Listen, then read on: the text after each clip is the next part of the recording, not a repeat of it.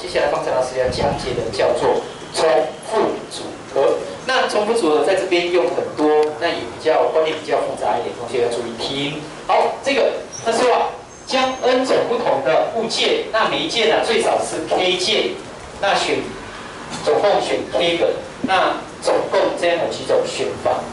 好，这每一种当然它自己本身是一样的啦，哦，但是这 n 种是彼此不同，哦，那每一种都有至少有 k 件，好，那这个选法我们把它叫做它的总共方法数我们把它叫做 nk 的话 ，n 种不同，选 k 件。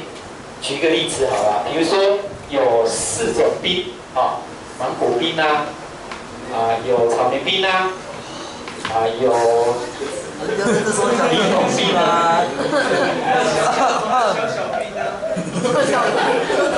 小冰，好，蜜豆冰，好，这4种冰，假如说啊，总共要买6碗的话，够6碗，好，6碗。那这样子的话，会有几种？好，会有几种。当然你要全部6碗都买芒果冰也可以嘛，对不对？都买草莓冰也可以。就是说，芒果冰至少就有6碗，可以让你用，可以让你选。好，那草莓也是一样，柠檬冰、蜜豆冰，通通每一件至少每种最少都有6碗可以让你买。好，那这样子的话。卖冰不错，天气很热嘛，对不对？那如果这个退休以后到这个福利社卖冰，学生也很多，天气一热，大家抽到福利社的时候，唰冰哈，这卖冰蛮好。那可是人很多啊，那你要讲究一下速度啊，越快越好。那越快越好，就想一个方法，这个唰一个冰哈，用一个塑胶袋装起来，对不对？这个装起来，这个再装起来，他们都是买草莓冰的啊，草莓冰要买3个，接下来要买，不是这个都芒果冰的，好，这样照顺序啊，这芒果冰的，草莓冰有1个，好，然后呢，这个柠檬冰也有1个，好，然后蜜豆冰也有1个，好，总共是不是6碗？对吧？那也有可能我芒果冰买2碗啊。那我不喜欢草莓冰，我喜欢柠檬冰啊，柠檬冰买3碗，蜜豆冰买1碗，也有可能。好，那不管哪一种，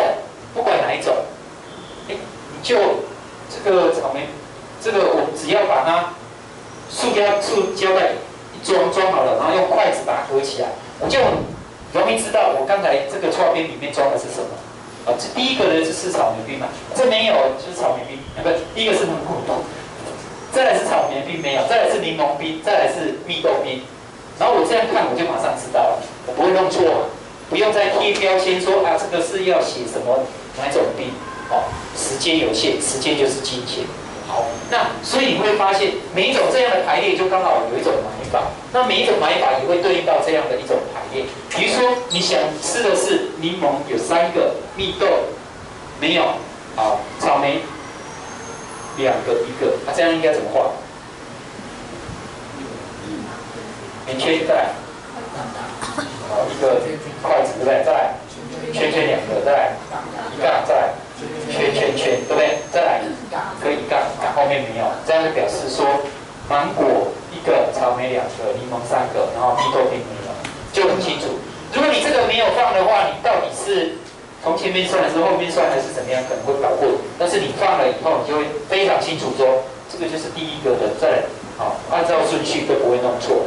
好，那我们就要讲说，那你4种冰需要几根筷子？筷子。对，我刚才是说，塑胶袋包一包，我就放个筷子嘛，好，就把它合起来，对不对？我就可以分出我到底这是哪一种，对不对？好，那我就要请问说，我现在4种冰的话，我需要几根筷子？3根筷子。那每一次都一样，不管你是买哪一种，都是有3根筷子，对吧？把它区别成4个区域吧，对吧？4个区域就刚好这4种，这样有没有问题？好，那既然是这个每一种排法都有3根筷子，那就有3个筷子。那总共有几个塑胶袋？在排列？ 4种冰买6碗，所以有几个塑胶袋在排列？6个嘛，因为总共包出来有6包塑胶袋，可以吗？好，所以有6个什么圈圈，2、4、6，然后3个筷子做排列，那每一种排列就会对应到一种买法，每一种买法就对应到一种排列，可以吗？这样没问题？没问题。那我们要问你说，那既然是这样，我们刚才说4种冰总共买6碗，所以应该如果用 H 应该怎么写 ？H 4种选6，好，依照刚才这个 N 种选 K 个，那现在是4种选6个，对吧？好，那听说、据说、传说，刚才说这个总共的方法就是这个的排列，那这个排列6个圆圈加3个筷子的排列应该要怎么算？6总共有9阶，9个如果都不一样，9阶，这要除以6阶除以3阶。但是我们要发现说，当你这2个相加等于这个9，6加3等于9，其实它又可以写成C， 对不对？C96，哦，你可以写成 C96，当然也可以换成 C93。好，那你注意看这里哦，这里。这个是 H46，可以换成 C96。这个9，好，这个第一个6不变，有没有问题？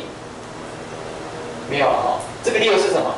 就总共要选6碗，那就是有6个圈圈，好，6包塑胶袋。那这个9是怎么来的呢？6加4减1，好，就是这2个相加。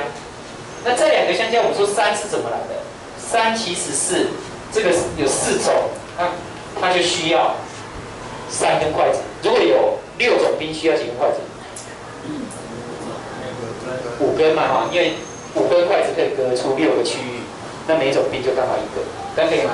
好，所以你就会发现，这个其实这个3其实是4减1来的，6跟这个3相加就会得到这个9，所以这个9啊，其实是写成6加上4减1， 6跟3相加，3就是4减1来的，就是这个减1。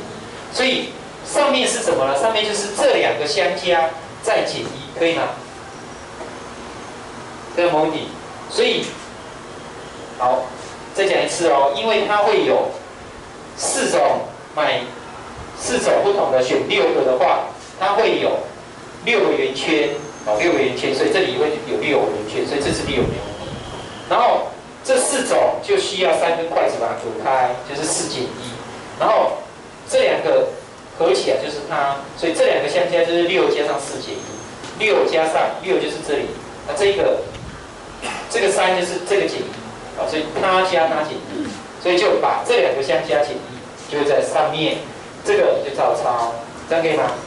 所以如果我现在随便写一个 H， 这个57会等于多少？7、11、7，因为相加12减1，然后再下降。那现在如果我把它直接写成 HNK 呢，它会等于 C N 加 K 减1再取 K。好，所以我们就回到这边来。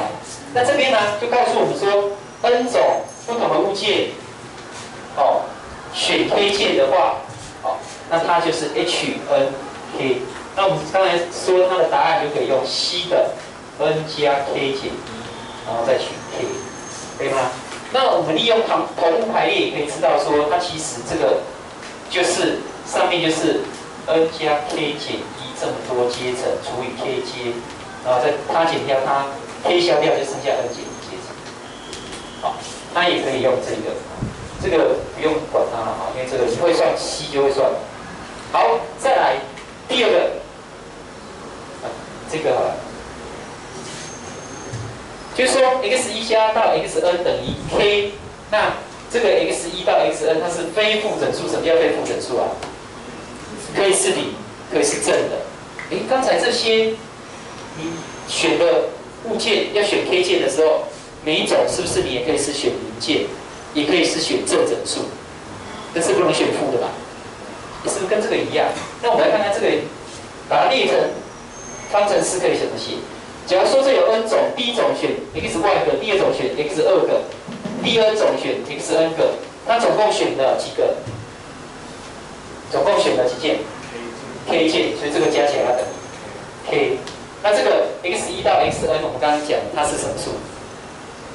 整数，而且正整数或零，就是非负整数，可以吗？是不是就是这件事的意思？所以这个第三个的答案它会有多少组解呢？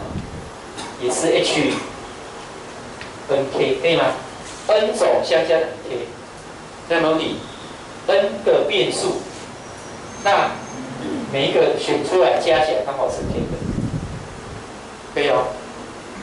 这个也是 HNK 怎么算？也是跟刚才一样的算法。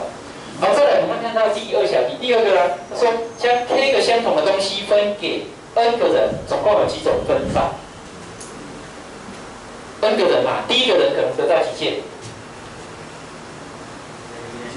？S1 件，好 ，k 件你会那个都有可能。好，假如说他得到 x1 件，那第二个人得到 x2 件，第 n 个人得到 xn 件。最后总共加起来是几件 ？k 件，因为我把 k 个分给他们，所以会等于 k。那你的 x1、x2、x3、x4到 xn， 它是应该是什么数？非负整数，对吧 ？k 件分给这些人，可能有人没分到，他会得0件。那或许他得到了是正整数的，好，非负整数。那既然是这样的话，好，它会从1到 n， 好，那既然是这样的话，这个不就跟这个一样吗？那既然一样，请问它应该答案要多少？也是一样 ，h 多少 ？n k， 好，所以 h n k 现在有3种不同的意义。第一种是把 n 种东西选 k 件，这是第一种 h n k。第二种，相同的东西 k 件分给 n 个人。这个是 HNK。第三种写成方程式有 n 个变数相加等于 k， 那这个 n 个变数它是非负整数，那这样的整数解，非负整数解的总共也是 HNK， 这样可以吗？有没有问题？